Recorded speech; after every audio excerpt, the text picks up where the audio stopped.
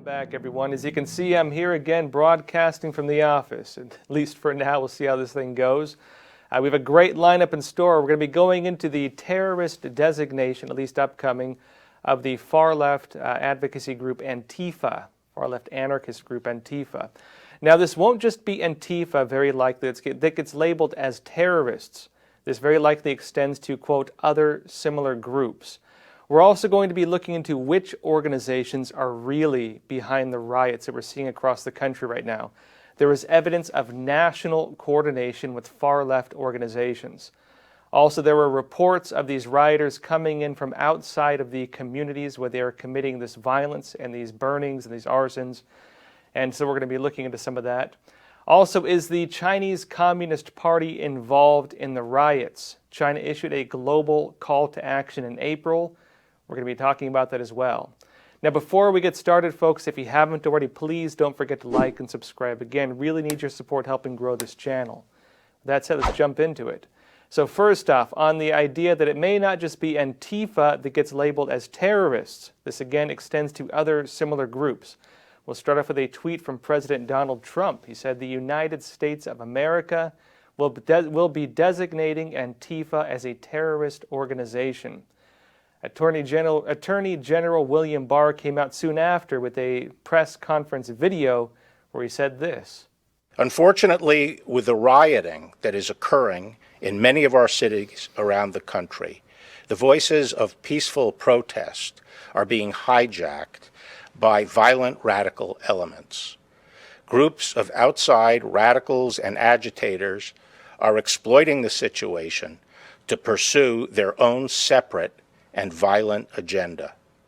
In many places, it appears the violence is planned, organized, and driven by anarchic and left extremist groups, far-left extremist groups, using Antifa-like tactics, many of whom travel from outside the state to promote the violence. Now, expanding on that a bit more, this is a statement from the Justice Department. Barr said, quote, to identify criminal organizers and instigators and to coordinate federal resources with our state and local partners.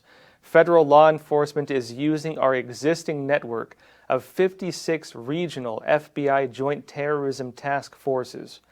Now, he said the violence instigated and carried out by Antifa and other similar groups in connection with the rioting is domestic terrorism and will be treated accordingly. Now, note the key phrase here, and other similar groups.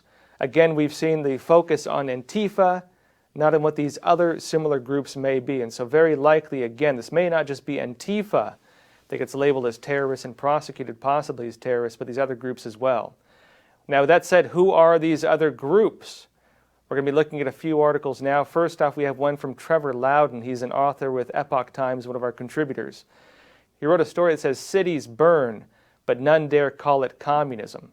Now, Loudon says it's not accurate to call this a normal protest against police brutality and racism, or just as frustration and rage. He says this is a, quote, communist-inspired insurrection, nothing more, nothing less. He says in Minneapolis, where the Democratic Socialists of America has close to 600 members, DSA, the Democratic Socialists of America, have been, quote, actively supporting rioters and participating in protests. He says the DSA, which works closely with Antifa-aligned groups, supported a resolution at their national convention in August to form a national working group to help drive collaboration and resource sharing to support our anti-fascist organizing. It's a quote from them. They say it bluntly, quote, 1 foot in the institutions, 1 foot in the streets.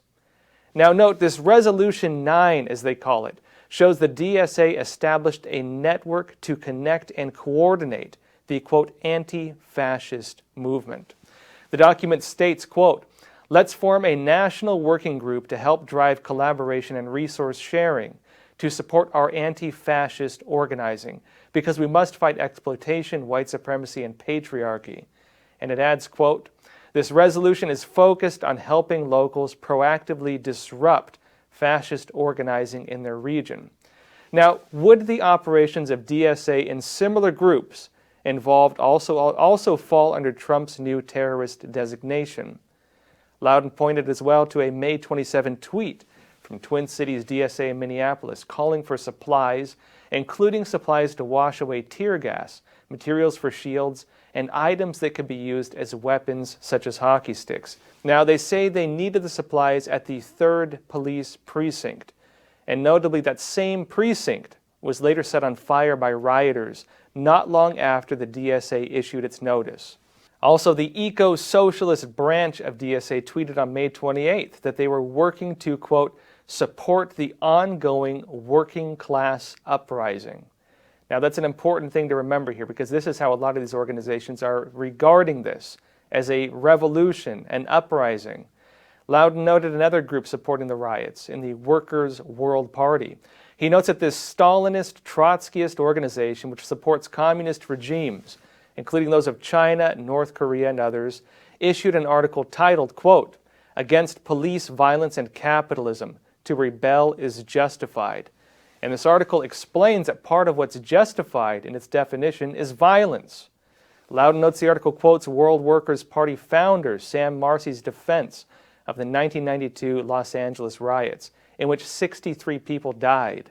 It states, quote, "In times when the bourgeois is up against the wall, when the masses have risen suddenly and unexpectedly, the bourgeois gets most lyrical in abjuring violence. It never occurs to any of them to show that the masses have never made any real leap forward with the theory of nonviolence. Timidity never made it in history." So what do we have there? It's a direct call for violence, a justification for violence. Now, Loudon points to a few others. The Revolutionary Communist Party issued a document on May 28th that points to police violence and similar issues in states. None of this will finally be ended until we end this system through revolution, nothing less. The Party for Socialism and Liberation wrote on May 26, quote, "In this absolutely critical period, we sharpen our resolve to build organizations capable of waging militant class struggle against the racist state and the ruling class." Now, note, many DSA branches and communist movements are actively supporting and helping coordinate the riots.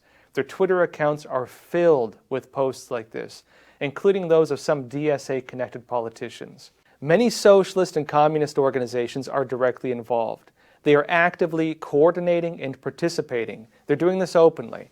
There are calls to use the riots as a vehicle for revolution, and they're also calling for violence. They're talking about promoting violence, and they're talking about justifying the use of violence. Going forward, I think a few questions are going to come up. Who finances these groups? Who is leading them? And who are the individuals involved?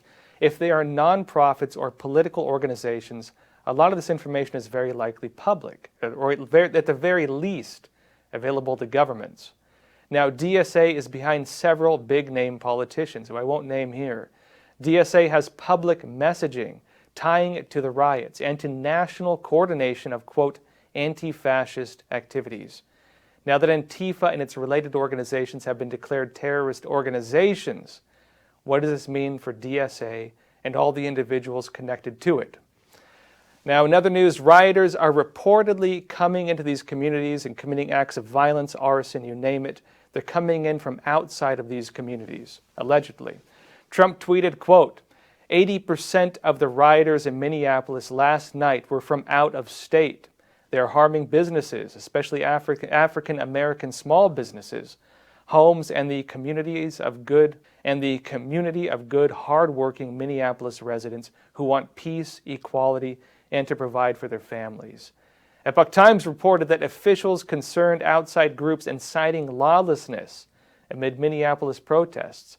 The article notes that in Minneapolis, the mayor, Jacob Frey, said during a press conference on May 30th, quote, "We saw more and more people coming from outside of the city. We saw more and more people looking to cause violence in our communities, and I have to say it is not acceptable."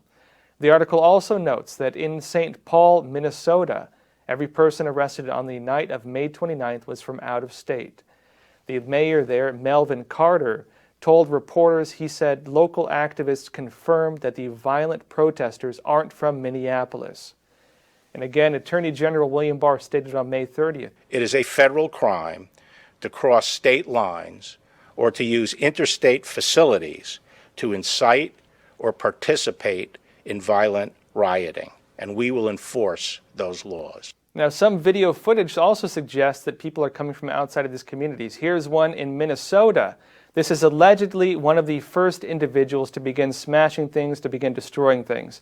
He is a white man, apparently. He's dressed in all black, carrying a black umbrella. Now, there were some reports claiming he was a police officer. There is no evidence I've seen currently showing this. Members of the community appear to try to stop him. They follow him, and he gets aggressive with them. Now, watch what we have here. Now, the question is, who is this individual? Dressed very much like these Black Bloc or Antifa protesters. And you can see that the community does not seem to be happy that he's there. They do not seem to be happy with the actions he has committed smashing these windows. Was this event tied to the Chinese Communist Party's open call to 230 international socialist movements to use the coronavirus to push for political gains? An important bit of history here. This wasn't too long ago, in fact. Chinese Communist Party rallies 230 leftist parties to exploit CCP virus for political gains. This is an article in the Epoch Times, again from Trevor Loudon. Now, he notes an open letter published on April 2nd by the International Department of the Central Committee of the Communist Party of China. Now, the Chinese Communist regime called for, quote, coordinated policies and, quote, mobilization of resources and forces globally. Now, among these global communist movements are the Cuban Communist Party, other major communist parties, but also some that are not in power, such as the Communist Party of Britain and the Communist Party USA. Now, note that many communist newspapers and publications also push this letter.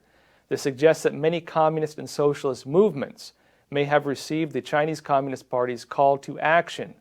Call to action very similar to what we may be seeing now. Now let's look at another tweet. This is from Emmy award-winning former senior news correspondent Adam Housley, saying that, quote, more from my intel source, Russia is part of this, but the scope of the cyber ops being done by China right now is staggering. They are also using surrogates in Venezuela and Cuba and a few other friendly areas. And let's elaborate on that a bit. Now, we saw that among the signatories on this open letter from the Chinese Communist Party, calling for global mobilization of all these different forces to feed into the Chinese regime's interest. Among them was the Communist Party of Cuba. And according to that individual, we have the communist regime in Cuba being involved in some of the operations right now, as well as the Chinese regime being involved in some of these operations right now. Now, some of the organizations that are involved, some of these revolutionary communist organizations we know are involved based on their tweets, based on their activities and their statements. Some of them have active ties to the Chinese Communist Party. Some of them are directly Maoist organizations.